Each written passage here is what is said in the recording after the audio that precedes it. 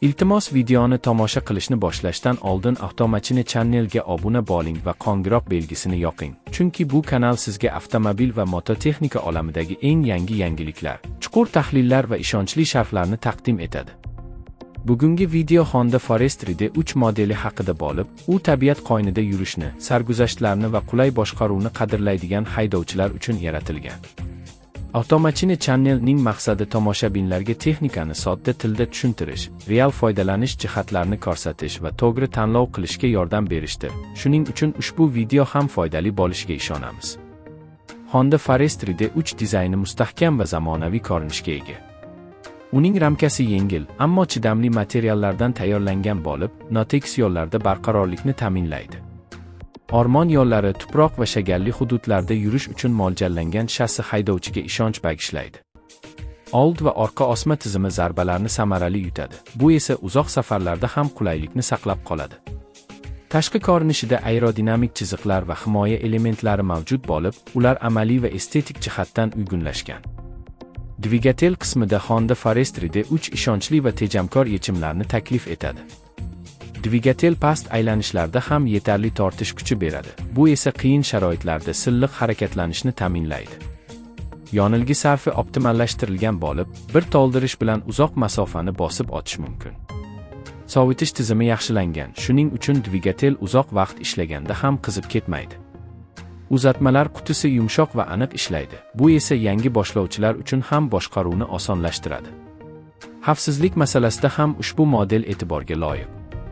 Old va orqa disk tormozlar tez va ishonchli to'xtashni ta'minlaydi. Maxsus protektorli shinalar sirpanishni kamaytirib, nam va loyqa yo'llarda ham yaxshi yopishishni ta'minlaydi.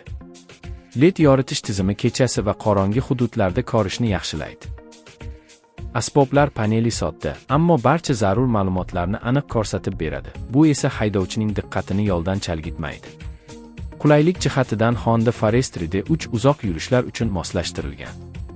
O'rindiq ergonomik shaklda bo'lib, bel va oyoqlarga ortiqcha yuk tushirmaydi. Rul balandligi va tutqichlar joylashuvi tabiiy holatda haydash imkonini beradi. Yuk tashish uchun maxsus joylar mavjud bo'lib, kichik sumkalar yoki anjomlarni olib yurish osonlashadi. Vibratsiya darajasi kamaytirilgan, bu esa safarni yanada yoqimli qiladi.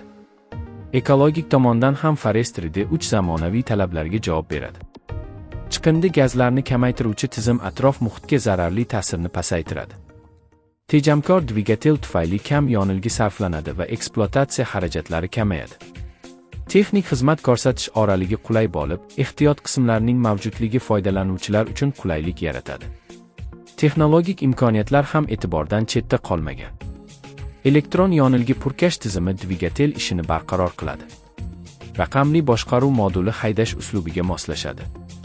Ust quvvatlash porti mobil qurilmalarni quvvatlash imkonini beradi. Osma tizimi zarbalarni samarali yutadi, suvdan o'tish qobiliyati esa yaxshilangan. Boshqaruv yengil, burilishlarda barqarorlik saqlanadi. Past og'irlik markazi ishonchni oshiradi. Kundalik foydalanishda ham, dam olish safarlarda ham o'zini yaxshi ko'rsatadi.